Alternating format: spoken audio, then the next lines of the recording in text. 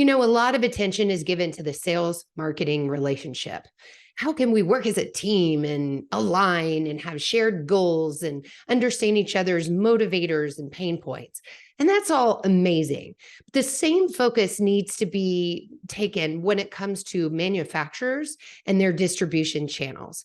And so in today's episode, we would like to focus on the manufacturing marketer and how they can help their distribution partners to be successful through a lot of the same tactics we use with sales enablement, understanding their needs, creating compelling content in a way that's dynamic and fun, and quite frankly, can give your company a competitive advantage over other manufacturing companies fighting for that bandwidth and attention. Let's do this. Welcome to Content Marketing Engineered, your source for building trust and generating demand with technical content. Here is your host, Wendy Covey. Hi, and welcome to Content Marketing Engineered. On each episode, I'll break down an industry trend, challenge, or best practice in reaching technical audiences. You'll meet colleagues, friends, and clients of mine who will stop by to share their stories. And I hope that you leave each episode feeling inspired and ready to take action. Before we jump in, I'd like to give a brief shout out to my agency, True Marketing. True is a full-service agency located in beautiful Austin, Texas, serving highly technical companies. For more information, visit truemarketing.com. And now, on with our podcast. Hey, everyone, and welcome to another episode of Content Marketing Engineered. I'm joined today by Tom Paul. He's the founder of BAM, which is a mobile distributor portal. And this was the brainchild of Pop Art Inc. And we'll get into all of that. But first, just welcome to the show, Tom. It's so great to see you. Thanks so much, Wendy. It's really a pleasure to be here. I like the work you do. Thank you. Thank you. Likewise. So let's just start with this origin story of this product. So for 23 years, you worked on custom mobile app development and a few other things there at Pop Art. Mm-hmm. What led you to start BAM? Yeah, thanks for the question and appreciate being here. So it really goes back to about 2009, 2010.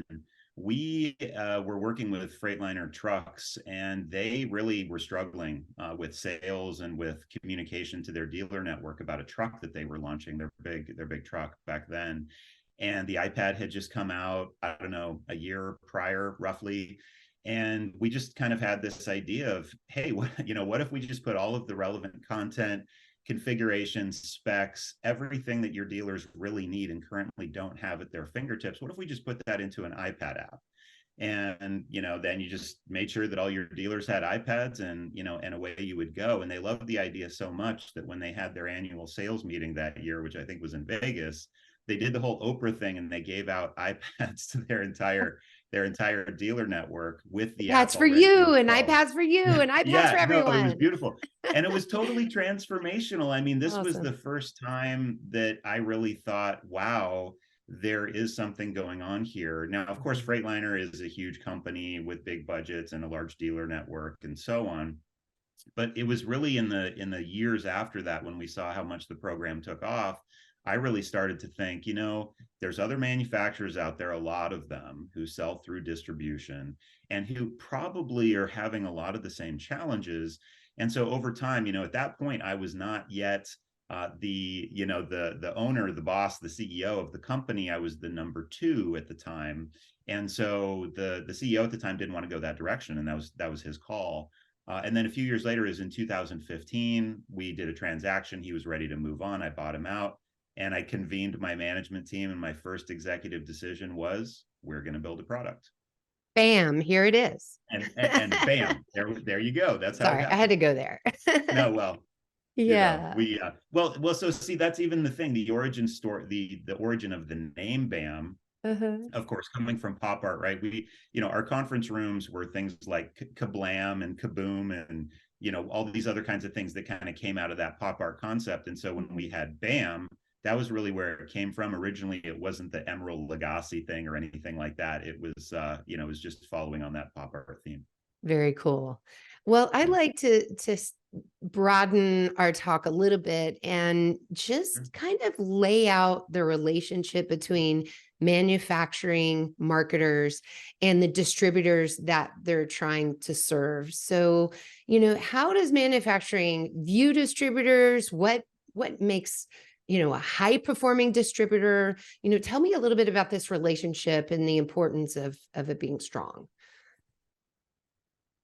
Yeah, I mean, it's a really, really important question, and one of the reasons that I was excited to be on your podcast today is because one of the things that you talk about a lot is trust and using materials, whether they be technical information or other things, as ways to increase trust. Well, the entire relationship between the manufacturer and the distributor is based upon trust. And for most of the organizations we work with, particularly if we're talking about heavy equipment, construction equipment, ag, industrial equipment, they sell exclusively or almost exclusively through distribution. And so it is the distributor or the dealer who has the relationship with the customer, that sells them the product, or in other words, solves the problem after sales support and all that kind of thing. So the manufacturer really does not have a direct relationship with the customer, and thus depends entirely upon the distributors for maintaining that relationship. And so it sounds very symbiotic. It sounds very, wow, this is about the most aligned relationship ever.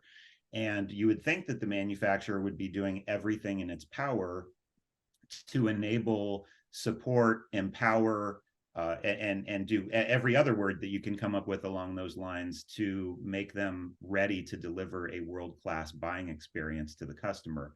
Unfortunately, that's just not the case today. If anything, if I had to use one word to describe the manufacturer distributor relationships out there, I would say broken. And it's really kind of sad, because there's a lot of great companies that make great equipment, and yet only when I ask them what percentage of your distributors do you consider to be high performing, typically the answer I hear is 5 to 10%, and in some cases Whoa. I even hear I hear 1%, 2%. And so there's clearly a problem. So just back to your question of high performance. Yeah. High performance goes way beyond just the numbers. There might be some manufacturers who say, well, if a distributor is hitting its targets and hitting its numbers, then they're high performing. But that's increasingly not the way manufacturers are thinking about it. Now they realize, well, we don't want our distributors to act like order takers. We want them to actually be able to sell our entire product line, not just one or two products that they're familiar with or are used to selling or are easy to sell because they're cheap. And in fact, we actually want our distributors to be able to offer insights to the buyer about his or her business. So these are all a more advanced way of looking at the distributor relationships. And so high performance is critical, and we also need that number to be a lot higher than 10%. And what do you think holds distributors back? Is there a lack of motivation to learn the product to the depth at which they could add value? Or is it a matter of not being staffed appropriately or repping too many lines? Like, what are some of the barriers there? I would say it's probably all of those things. Mm. I would certainly say that one of the essential structural challenges of this sort of relationship is just the fact that the distributors are geographically distributed. So we work with a lot of companies that have distribution across North America, and that's where our efforts are focusing. And you have, distributors of all sizes. Some are very small, couple of people. Maybe it's kind of a mom and pop type situation. Then you have large multi-state, multi-location distributors. And then you have the poor, in some ways, this is the one time I'll say the poor manufacturer, who's back at headquarters trying to offer a training program that has this kind of one size fits all sort of thing. And how do you accomplish that reach? So the distributor is at a huge disadvantage because they don't have a lot of contact with the manufacturer. Unless you're a star distributor, you don't see the manufacturer very much. Maybe, if anything, they give you a web portal with some content to go check out. But then again, if you're selling 8, 10, 12 lines, then you have 8, 10, 12 portals. Right. And maybe there's some initial training when you come on, and then kind of nothing. So it's really challenging to deliver the training in a way that puts the distributors in a position to be successful. Yeah, yeah, and to make it sticky and to stand out against, unfortunately, those other lines. I could see where it's a little bit of a competition for bandwidth there. Yeah, Um, and if I can just mention one more thing, yeah, one of the real challenges for the distributor is that same thing with the disparate content. Because if you're a principal, or if you're a manager or an owner at a distributor location, what do you want? You want all of your reps to be equipped with tools, in spite of the fact that they don't have much product training, in spite of the fact they don't have much sales training. That's almost always true. You want your reps to have tools so that when somebody comes in, they can ask good questions, right? Because amateur salespeople push information, professional salespeople ask good questions, right? So we want them to be asking good questions. And then as they extract information from the buyer, then they can start leading them to the correct product or line, and the correct brand. And so, these are important things for the individual rep to be able to do, because as you noted in some of your other content, the buyer is coming in with more information than ever, and it puts the distributor at a big disadvantage. yeah, yeah. And this is screaming sales enablement to me. Like, what can you give that salesperson beyond, your spec sheet or the basic facts about that product or solution? So, That's right. but we'll get there. We'll get to content. I have a couple other questions first. So I'm putting myself in the shoes of that manufacturing marketer, and say we have a product launch coming up. What are some of the do's and don'ts? What have you seen that's worked well or not worked well, or what does that look like from the distributor's point of view? Yeah. So, I mean, I would there's a list of things probably that we could go into, but I would say it boils down to one specific thing. And that is, how well does the manufacturer listen, or I should say, first ask the distributors what they want and need, and Nice. then really listen to that and then provide it. Because the kind of, I don't know if you would call it a cardinal sin, but certainly one of the fundamental errors that I would say manufacturers make is they just think in a vacuum. And this is maybe human nature. People get attached to their own ideas, or they think, oh, we have this really cool idea for something that we're going to put into our web portal. It's going to be really great, but this is the manufacturer saying that, and they haven't verified that with the distributors. So they just, so they put a lot of whiz bang features that they think are really cool, and then, oh, big surprise, they launch it and the distributors don't care about it, Ooh, don't use it, and then the manufacturer scratches its kind of head and says, well, what's going on here? The right thing to do, of course, is just like with any product, you've got to get close to your customers. And my argument, I think it goes without saying, the real customer of the manufacturer is the distributor. I yeah, mean, absolutely. Yeah. that's their customer. And so you want to be close to your customer so you can understand what they want. And it's amazing what happens. We see our customers that we work with, they just do a little bit of listening of their distributors. They maybe have a dealer council or a distributor council, and they get some regular feedback. Mhm. It's incredible what happens when you actually listen and provide to them what they really want. So translating this into marketing terms, that's one Oh of yeah, your target personas, right? And what should you yeah. do with personas? You need to study them and get their feedback, and then target your marketing to that audience. So totally makes sense. Uh, Because I'll just, I mean, if I can, yeah, I'll just mention this one thing that was a little bit surprising, right? of We course. found this out, and it's a wonderful little bit of learning. It's such kind of insider knowledge, right? But there's really a couple of types of distributor. There's the distributor that's been around for a while, and then there's the new rep that gets hired and gets thrust into the situation. So these are two very different kind Mm, of use cases. And particularly and we really have to address them differently. So for the reps that have been around for a while, what do they want? If the marketing team and the manufacturer are going to say, hey, we're going to provide you with new tools, we're going to provide you with new information, what's really interesting is that the distributors I mean, people tend to think, particularly if you're in sales, right? You want to know, hey, how's the bonus program doing? What discounts are available this month? Are there any specials on the quarterly financing? Blah. That's the kind of stuff you want. And so if you can make that kind of information available more easily and conveniently to the distributor, they absolutely love that. And they'll start using whatever tool you give them if you provide them with information like that. Whereas the new reps that are just getting started, what they want is they want the most sort of simplified breakdown of these are all the things that I'm selling. These are all of the feature benefits, selling points. This is how I run the numbers and do ROI and TCO calculations for the customer. I need to know all of that. And so you kind of have to approach it from two different directions to get the right result. Interesting. Yeah. Different training needs, different levels of experience. And I Right. imagine there's also some generational differences mixed in.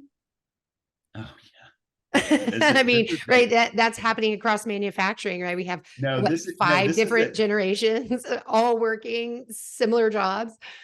This is a really interesting one because I hear this when I go to conferences. I remember very vividly when I was at the Pre-Con Expo show that was in Chicago in 2020 or 2000, I guess it was 2019. And so it was all these marketers, right? It was all these marketers of these Con Expo exhibitors, these big construction equipment companies. And one of the things that I heard them say then, very loud and clear to me, was everybody was really concerned about their aging distributor network. And if you think about, right, baby boomers are what, 46 to 64 in terms of the years that they were born. There's this huge percentage of the population in the United States. And frankly, a lot of them are equipment distributors, and so they will be nearing retirement. So there's the issue of capturing tribal knowledge. What's all the stuff that they know that we want to feed back into the organization? Because that's going to be lost.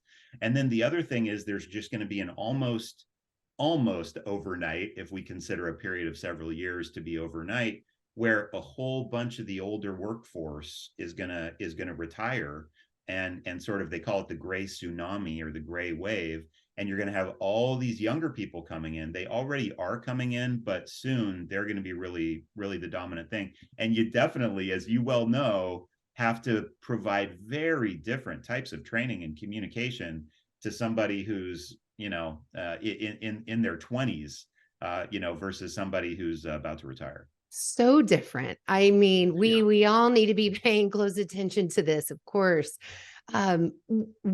Speaking of forms of communication, I mean, what are you finding to be successful or novel? What's really grabbing hold? Yeah, I mean, there's, I think, I'm not just going to say, it's the mobile app, although that's a huge part of it. I mean, mobile is here. It's been here for a little bit. It's really catching hold in terms of the heavier, more industrial types of industries. I mean, there is and will remain a place for lots of different communication. I would say probably the most effective overall communication programs that we've seen leverage many different channels. So kind of almost like omni-channel communication, right? Yeah. I think there's still a place for web-based portals for certain reasons. There's still a place for email communication. There's certainly still a place for in-person meetings and communications. But I would say that what we have seen and what we've heard, industry veterans talk about at these conferences, like the AEM annual last year, where there was like a 75-year-old ridiculously successful commercial farmer, right? This guy who just maintains this massive farm. And he was asked, what single piece of technology has changed your business the most over the past 5 to 10 years? And he started shaking his head, and he held up his smartphone. And he started describing all of the different ways that, as a lifelong elder farmer, he was using his phone to get information about where his herd is, because he has drones flying around that can tag or that can read where his livestock is, and so which pasture they're in and so on. All kinds of just wild things like that, or talking to his dealer about the equipment. So I would say mobile is kind of the main thing, but really it's omni-channel at the end of the day. Yeah. And there's a big shift in expectation, I think, of, wait, what do you mean I have to go to a website and log into a portal? And I'll give you an easy B2C example. I just returned from ECIA, which is an electronics components conference. And, I could go on to Southwest Airlines and I could go to their website and I could log in and I could find my flight information. But right, no, absolutely not. I go to that app. It's very fast. I know exactly if my flight's on time. If it's not, it's handy, it's quick.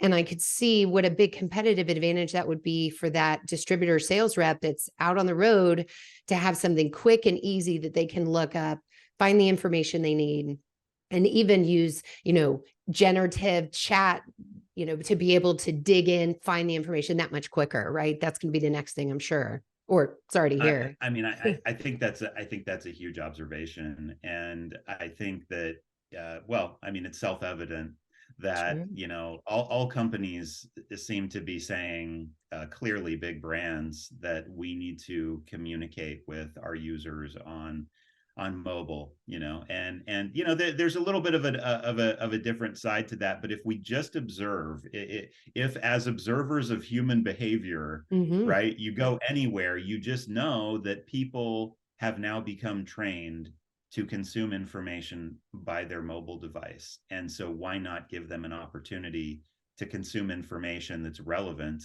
to their job, and maybe they can be a little bit higher performing. Yeah. And if I'm listening to this right now, and I know my company's behind digital transformation in general, and this specifically, I'd be worried. I would be absolutely worried about losing market share, having a competitor that maybe doesn't even have as good of a product, but if they can make this experience better, they might leapfrog my company. So it's something to take seriously and really look at. So tell me, we talked about you need to train distributors, you need to quickly give them information. What else? What have you seen be effective out there in the field? What's working right now? Yeah. So, it comes back to, what are we trying to accomplish? And there's several things, but I'll just kind of point out the vital sort of few. Okay. One of them is, and actually I'm going to work all the way backwards from what manufacturers tell me when I say, hey, when you mention, right, I ask the question, what percentage of your distributor network are high performing? And they give me some super low answer, like 5%, right? Yeah. And then I say, well, tell me about the other 95%. Why are they not high performing? And they'll go off on a list of answers. But the main ones they'll say is they don't know our products well enough, right? They just don't know our full product line. They maybe know one or two products, and so that's what they sell. And the other thing is they don't have the ability to really offer any kind of real expert insight to the buyer, that would make them, be trustworthy and sort of look like an expert. And so when we think about, okay, so those are two of the key things we want to address. And we think, well, we probably need to do some product training so that they know the products better. And we need to provide them with some tools so that they can provide insights. But it really, each one of those comes down to a specific thing. And the specific thing on the first end is kind of what we experienced back with Freightliner in 2010. If you want somebody to understand the product, there's different ways to go about it. You can give them a list of, hey, here's 50 Word documents and 75 PDF brochures, and Everyone loves that. Yeah, just go out and read it all, and those and Gen it's kind of Zers are going to be like wild about that. Those baby distributor sales reps. but instead, what we learned that was a real big epiphany, and I credit our creative director at the time, back when we were doing the iPad app for Freightliner, is the idea was, well, let's make the application visual, right? Let's make it so that when we're at the iPad for the Freightliner sales tool, you open it up, the first thing that you see are 4 big, perfectly clear trucks, and each one has underneath it on highway, heavy duty, vocational, right? And you just know, hey, it's an iPad app. I'm going to tap on the vocational truck and it's going to take me into a bunch of information about the vocational segment. And then I'm going to see some other information. Oh, and now I can tap on that. So it's a very interesting and digestible way to get to content. And so I would say that's key. If you want to train somebody about the product, you have to do it visually. Now, of course, it's great to do it in person. If you could fly every new rep out to headquarters and spend 2 weeks with them, well, that would be awesome. Yeah. Then how do you reinforce that knowledge? But, if you can just give someone an app, or I mean, if a website could do this, but really apps are better at this right now, that's, hey, here's all our different products, tap on one, and then you'll be able to see the key selling points, the features and benefits, and you can even look at comparisons, say one to another. So that would be kind of the main recommendation, is to do it visually. Simple, visual, interactive are kind of our three pillars. Good. And then on the insight side, it's all about what I consider to be one of the greatest omissions in this entire industry, which is calculators. Everybody needs calculators in their sales. So whether you're going to be talking to somebody about, this is going to be your total cost of ownership, or return on your investment, right? Are you buying? Are you leasing? What's your payback period? What's going to be how many hours a week do you have to operate this crawler excavator to make a profit? Those are critical pieces of information that nobody gets as a buyer of equipment. And of course, people have different things that need to be calculated. It might be a configuration. How big does my pump need to be? How much does it have to displace? What does the horsepower need to be for this within my operating environment? So that is what we have seen be really, really effective, are calculators at providing and producing those insights to the customer, that ultimately at the end of the day is what's going to help them make a decision. Yeah. And I'm glad you mentioned configurators too, because we saw at my days at National Instruments, that was so popular to be able to not only configure a system, but have it be a visual, a nice visual experience, almost like gamification. As you're going, it wasn't like moving folders into a box or just checking things. It was actually building a visual system, which was pretty cool. Yeah. 100%. So, Tom, I know for you in your professional life, you do a really good job with videos as education. And I think that's another big piece of content that a lot of companies are missing. Why do you use videos? And I think you also have memes and carousels. You have all kinds of fun stuff if people go look you up on LinkedIn. What's your thought there? Yeah, I'm a huge convert. I mean, well, for a while I saw people's content on social, right? And so people see your content and people see other content, and they just think, wow, I want to do content like that, and they just don't really know where to start. And so, I mean, I think the easy button for me was that I got sold to by such a brilliant company that actually does. Is it okay if I call them out here? Can I give them a shout out? Absolutely. Okay. So they're called Demandii, DEMANDII.com. Okay. And Matthew Hunt, the entrepreneur, the CEO, the owner there, his tagline is brilliant. And this is what got me, because this was the problem I was needing to solve, is he said, if you go to his LinkedIn profile or his website, he says, I help busy CEOs create all of their content in an hour and a half per month. And I was just thinking to myself, wait a minute, I'm a busy CEO. Yeah. I don't have much time. I thought that it was going to take me 2 hours a day to produce all this content. So I think you just have to, eventually, I'll have a team internally when the company's huge, and, I'll have my own content marketing team and all that kind of thing. But, I think in the early days, it's a really smart choice to find a firm, like the one I mentioned, and just start doing it. Because I'll say this, it's really important to just get the reps in initially, right? Because I mean, all of us know the first time you do something, you're not good at it. I mean, some people are better at things naturally than others, I was but going to say, you most haven't seen people me are on the not. pickleball court. I was like perfect day one. No. Most people aren't that comfortable when they get in front of a camera the first time. It's awkward, and they don't know how Absolutely. to sound natural. They don't know how to be themselves. Yeah.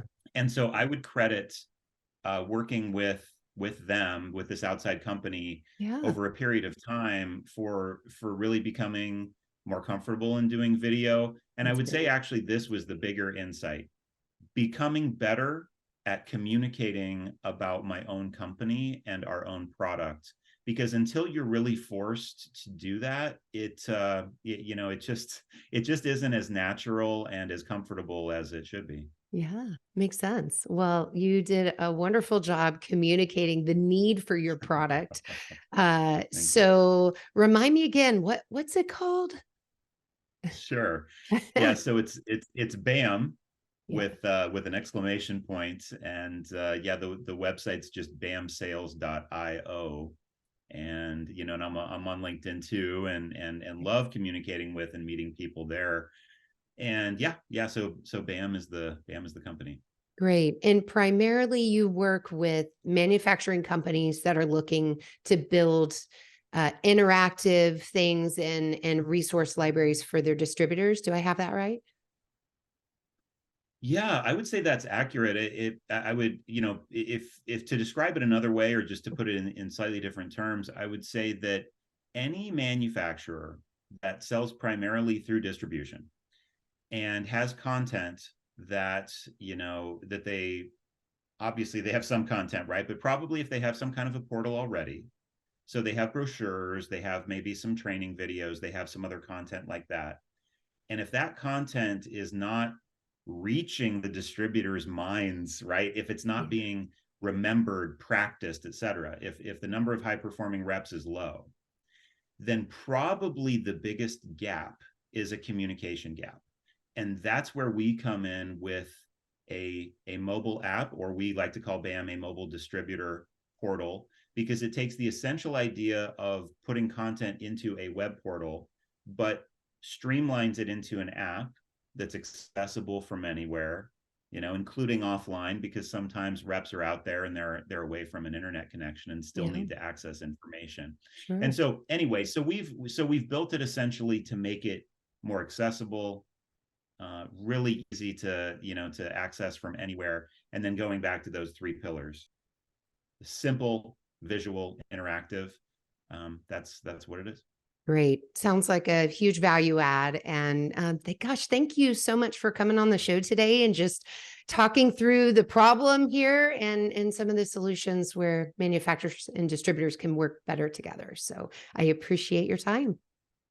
Thanks, Wendy. It's been a complete pleasure. And, I love the work you're doing. The idea of creating trust by providing better resources is something I think we can all get behind. So thanks again, Wendy. I appreciate it. Absolutely. Thanks for joining me today on Content Marketing Engineered. For show notes, including links to resources, visit truemarketing.com/podcast. While there, you can subscribe to our blog and RA newsletter and order a copy of my book, Content Marketing Engineered. Also, I would love your reviews on this podcast. So please, when you get a chance, subscribe and leave me your review on your favorite podcast subscription platform. Thanks and have a great day.